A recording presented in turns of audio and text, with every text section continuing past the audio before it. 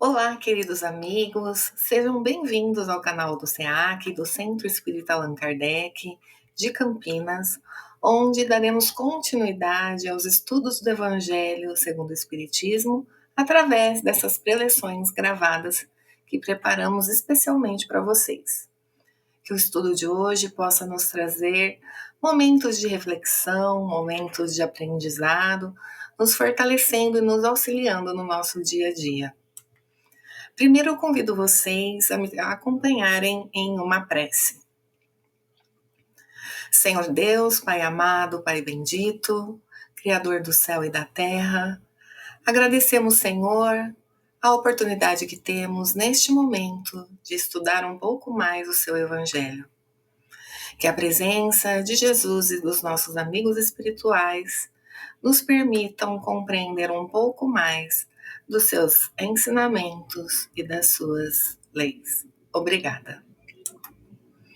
Hoje nós vamos basear a nossa conversa no capítulo 12 do Evangelho segundo o Espiritismo, que tem como tema Amai os vossos inimigos. Jesus nos ensinou isso durante o Sermão do Monte ou Sermão da Montanha. Nesse dia, ele nos ensinou as bem-aventuranças, o que precisamos fazer para sermos felizes. Veio nos dizer que veio confirmar as leis, dar cumprimento às leis e não destruí-las. E, enquanto isso, deu nova interpretação a essas leis, as leis mosaicas. E esse assunto foi uma dessas novas interpretações. Ele disse, conforme registrado em Mateus, no capítulo 5, versículos 43 a 47. Aprendestes que foi dito: amareis o vosso próximo e odiareis os vossos inimigos. Eu, porém, vos digo: amai os vossos inimigos, fazei o bem ao que vos odeiam e orai pelo que vos perseguem e caluniam, a fim de serdes filhos do vosso Pai que está nos céus. Que faça e levante o sol para os bons e para os maus, e que chova sobre os justos e os injustos. Porque se só amardes os que vos amam, qual será a vossa recompensa? Não procedem assim também os publicanos? Se apenas os vossos irmãos saudardes, que é o que fazei mais que os outros? Não fazem isso também os pagãos? Esse é um tema delicado, não é? Quando ouvimos a palavra inimigo, já vem para nós um sentimento de repulsa. Nós queremos nos esquivar, nós queremos nos afastar dos inimigos. E parece que a palavra amar e inimigo não pode estar na mesma frase, que elas não combinam de jeito nenhum. No livro Renovando Atitudes, que é uma obra do Espírito Amed, através do médium Francisco do Espírito Santo Neto, no capítulo que trata deste tema, ele vai dar o nome de um impulso natural. E faz muito sentido, não é? A gente tem essa repulsa, a gente tem essa raiva como um impulso natural quando pensamos no inimigo. Ele explica que quando estamos encarnados, nós ainda temos essas reações que são os instintos, os impulsos que são automáticos, devido ao nosso corpo físico e ao desenvolvimento desse corpo físico animal. E, gente, raiva, rancor, ira são sentimentos que os nossos inimigos causam em nós, que surgem espontaneamente. Nós partilhamos isso com os nossos chamados animais irracionais, nossos amigos animais irracionais. Mas a gente também ainda tem esses impulsos que precisamos dominar. Ele lembra que a raiva é uma emoção natural. E a raiva tem uma função de nos deixar alertas, de nos deixar de sobreaviso. Nossos sentidos ficam mais apurados. nossa visão, nossa audição, nós estamos à frente de um inimigo. É preciso tomar cuidado. Mas agora que nós evoluímos, nós não devemos agir como agíamos antigamente. Antes, nas eras primitivas, esse impulso nos fazia agir externamente, às vezes, inclusive, agredindo as coisas e aos outros. Agora não. Nós estamos evoluindo moralmente e quando isso se desperta em nós, nós devemos pensar: por que esse sentimento está vindo? Por que estou sentindo isso? E o que eu posso fazer com isso? E a resposta é a que Jesus nos ensinou: escolher o amor. E é aí que a gente se confunde um pouco mais, não é? Pois o sentido que nós damos automaticamente para a palavra amor é aquele amor de abraço, de beijo, de carinho, de respeito, de querer estar perto, de conviver. E a gente não quer fazer isso com o nosso inimigo, certo? E realmente não é isso que Jesus está nos pedindo. Muito bem, entender o conceito, o significado de uma palavra, numa frase, pode mudar tudo. Porque amor tem vários significados.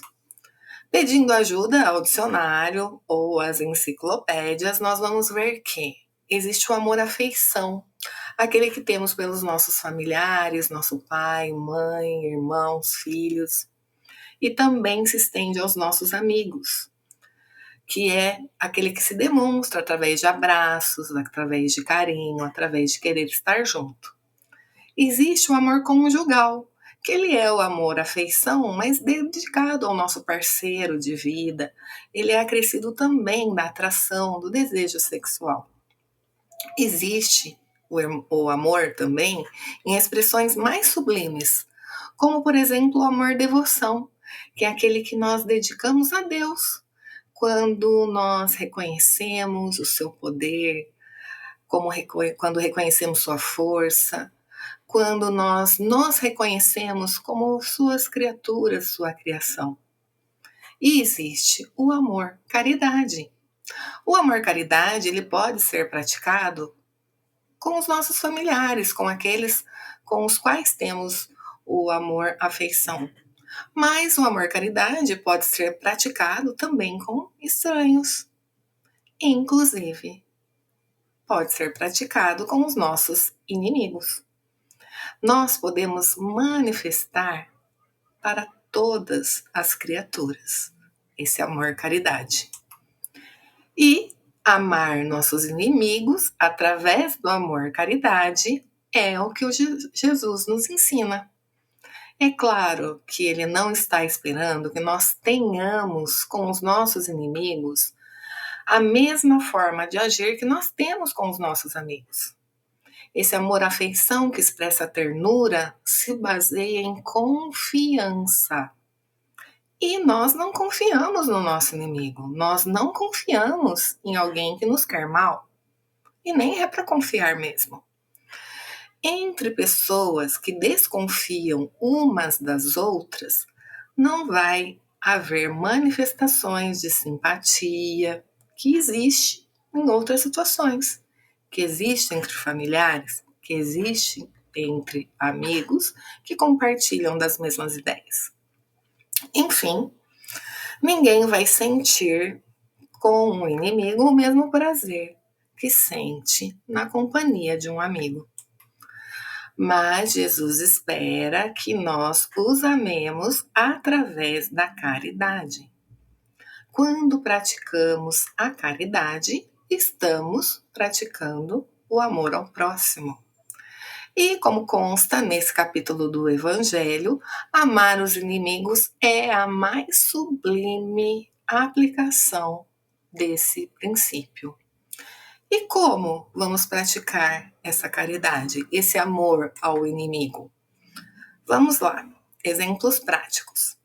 Não guardar ódio nem rancor, não ter desejo de vingança, perdoar sem pensamento oculto, sem impor condições, não opor nenhum obstáculo à reconciliação, desejar para eles o bem e não o mal. Quando algo de bom acontecer a eles, ficar feliz por eles. Socorrê-los se houver oportunidade ou ocasião. Não fazer nada que os possa prejudicar, nem com palavras, nem com atos. E retribuir o mal com o bem, sem humilhá-los. Quem consegue fazer isso pode afirmar: eu consigo amar os meus inimigos. Eu consigo praticar a caridade. Quando nós alcançarmos essa virtude, nós teremos alcançado uma das maiores vitórias contra o egoísmo e o orgulho. Para o materialista, esse ensinamento não faz sentido, porque ele vê a vida presente como tudo, como a única coisa que importa, e vê o seu inimigo como um ser nocivo que está aqui só para perturbar sua paz e seu sossego, de quem gostaria muito de se livrar, até pela morte, se for o caso. Daí nasce o desejo da vingança. Não há nenhum interesse em perdoar, só em satisfazer o seu orgulho perante o mundo, se livrando dessa pessoa. Por isso que na história do planeta, da humanidade, nós temos tantos casos de homicídios e assassinatos. E até hoje ainda existem. Para o materialista, perdoar é entendido como fraqueza, como uma atitude indigna. Se eles acabam se convencendo a não se vingar pelas leis, né, pela possibilidade deles serem confrontados, ele no mínimo vai conservar o rancor e manter um desejo secreto de mal para o outro. Vai torcer para que tudo na vida da pessoa dê errado e vai se alegrar muito quando isso acontecer. Tem outra visão aquele que crê na vida futura, principalmente para o espírita, porque a nossa visão se lança para o passado, para as encarnações anteriores, e se lança também sobre o futuro. Sabemos que a vida atual não passa de um instante, de um ponto. Sabemos que, sendo a Terra um planeta de provas e expiações, estão encarnados nela pessoas ainda no mal, pessoas ainda perversas, que ainda têm muito a desenvolver, a evoluir. E que, cruzando com essas pessoas, cruzaremos com as maldades que elas fazem. E isso não passa para nós de provas, oportunidade de provar aquilo que já aprendemos. Esse ponto de vista elevado nos faz enfrentar esses problemas com menos repulsa, com menos amargor, quer esses problemas venham de outros homens ou das coisas que nos acontecem. Então, não nos queixamos dessas provas. Não nos devemos queixar, então, das pessoas por quem as provas vêm. As pessoas que servem de instrumento para que essas provas se manifestem. Em vez de nos queixar, nós devemos agradecer a Deus as provas que passamos, que nos possibilitam progredir. E, por consequência, agradecer aquele que serve de instrumento para que a prova aconteça. Aquele que é o nosso desafio evolutivo. Essa ideia nos dispõe naturalmente ao perdão. E praticando o perdão, vamos nos sentindo cada vez mais maiores aos nossos próprios olhos. Quanto mais generosos formos, melhor nos sentirmos. E passamos a perceber que o que vem dos nossos inimigos não nos atinge. A doutrina espírita nos traz mais motivos para cumprir esse ensinamento, amar os inimigos. Ensina que, primeiramente, a maldade não é um estado permanente dos homens, que ela decorre de uma imperfeição que é temporária. E assim como a criança se corrige dos seus defeitos, o homem mau reconhecerá os seus erros e se tornará bom. Ensina que a morte apenas nos livra da presença material dos nossos inimigos, pois ele pode nos perseguir com seu ódio, mesmo depois de haver deixado a carne.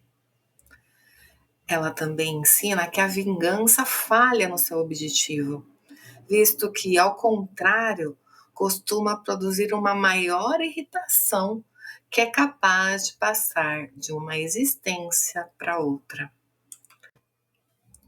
É isso, inclusive, a maior causa daquilo que chamamos obsessão.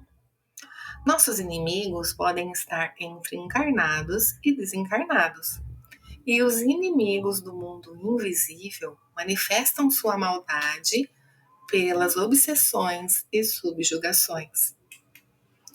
Mas devemos ser caridosos, inclusive com esses.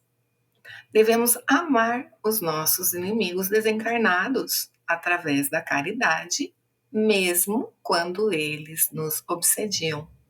Motivos para isso: estão servindo de provas, já falamos sobre isso, e 2, provavelmente estão se vingando.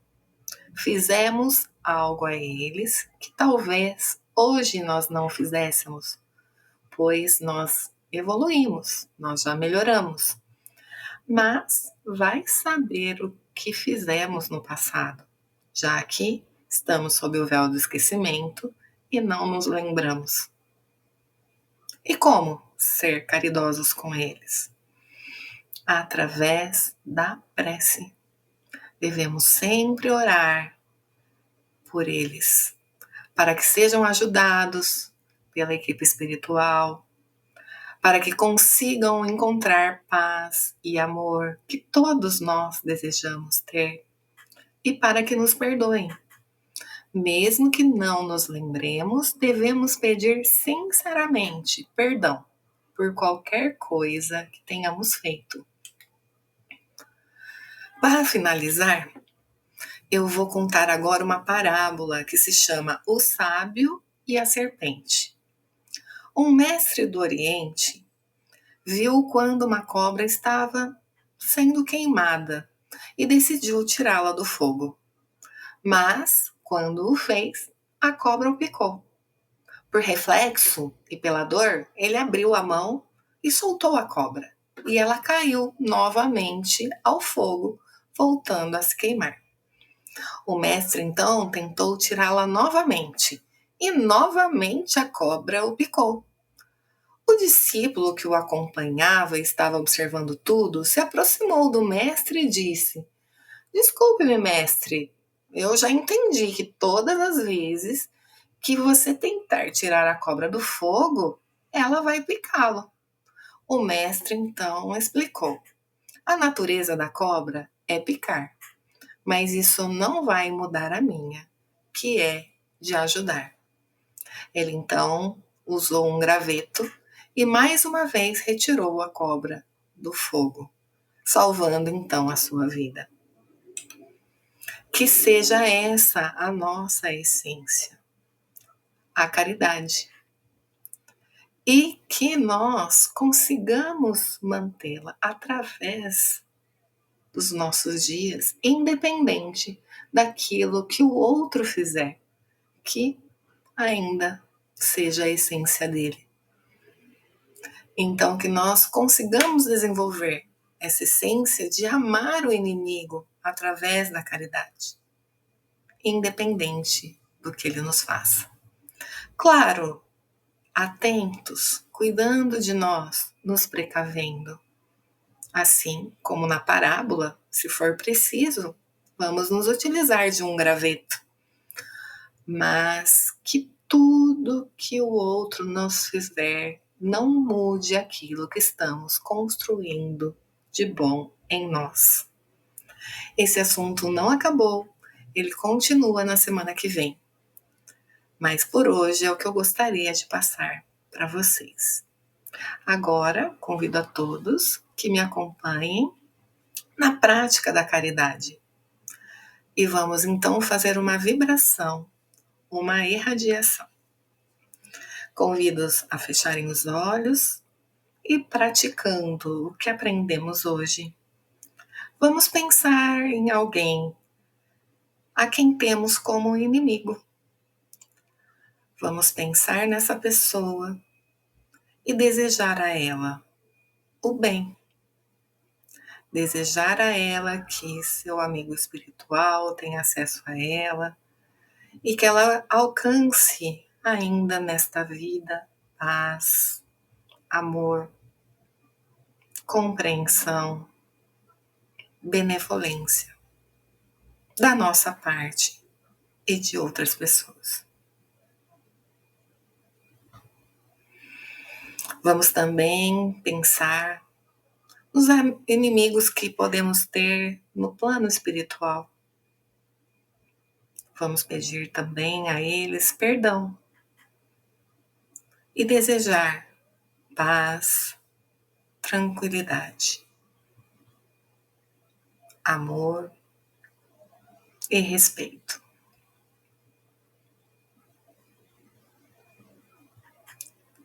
Vibremos agora por nossos familiares, aqueles com quem convivemos diariamente. Vamos pedir para que eles tenham força e coragem para superar os seus desafios, que são muitos enquanto estamos neste planeta, que ainda é de provas e expiações. Obrigado, Deus, por mais um momento de aprendizado. Muito obrigada. Esteja sempre conosco. Agradeço a presença de vocês até esse momento e que possamos nos ver futuramente. Até mais.